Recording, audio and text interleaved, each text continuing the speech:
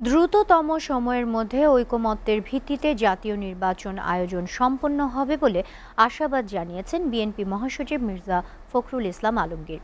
আর নিবন্ধন বাতিলের মধ্য দিয়ে রাজনৈতিকভাবে আওয়ামী লীগকে নিষিদ্ধের প্রক্রিয়া শুরুর দাবি জানিয়েছে বৈষম্য বিরোধী ছাত্র আন্দোলন। রাজধানীর ফরেন সার্ভিস একাডেমিতে জাতীয় ঐকমত্য কমিশনের সঙ্গে রাজনৈতিক দলের বৈঠক শেষে এসব জানান তারা। এ সময় স্থানীয় নির্বাচন প্রশ্নে মিশ্র প্রতিক্রিয়া জানান বিভিন্ন দলের প্রতিনিধিরা। এসব কিছু নিয়ে দেখুন সাজ্জাদ জাহানের প্রতিবেদন।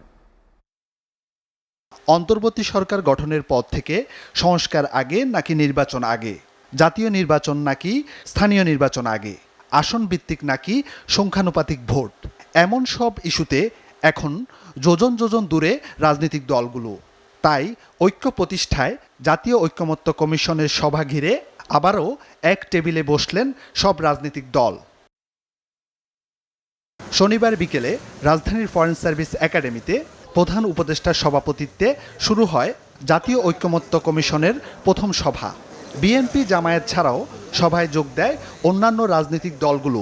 হেফাজতে ইসলাম।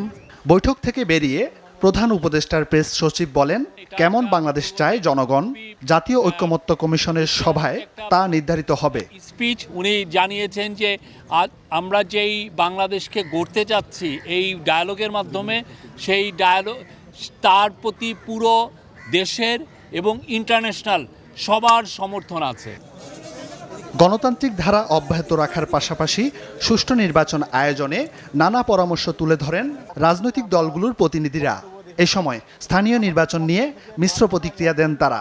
যে সংস্কার আর নির্বাচন মুখোমুখি কখনোই দাঁড়াচ্ছে না, দুটো পাশাপাশি চলছে।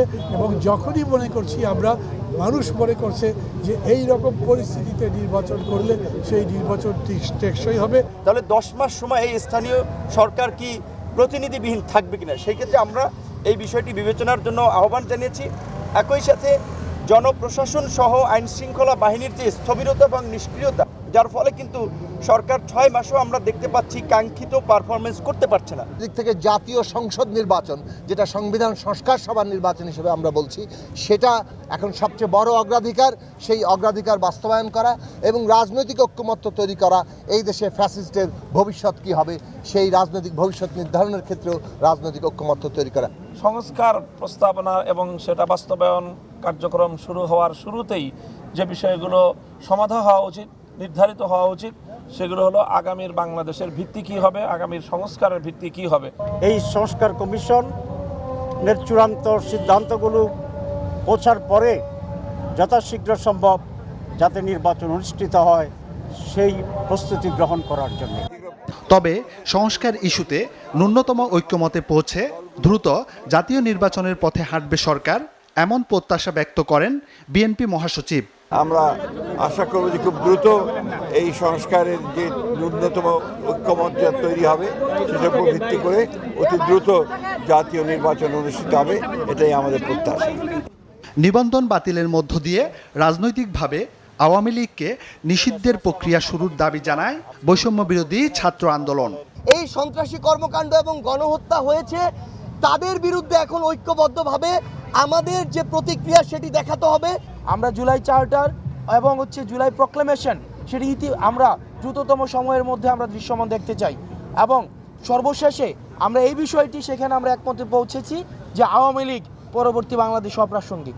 জাতীয় ঐকমত্য কমিশনের সভার মাধ্যমে বাংলাদেশের রাজনৈতিক ভবিষ্যৎ কোন দিকে মোড় নেয়, দলগুলোর মধ্যে কতটা ঐক্য তৈরি হয় তা দেখার অপেক্ষায় সবাই। সাজ্জাদ জাহান, এসএটিভি, ঢাকা।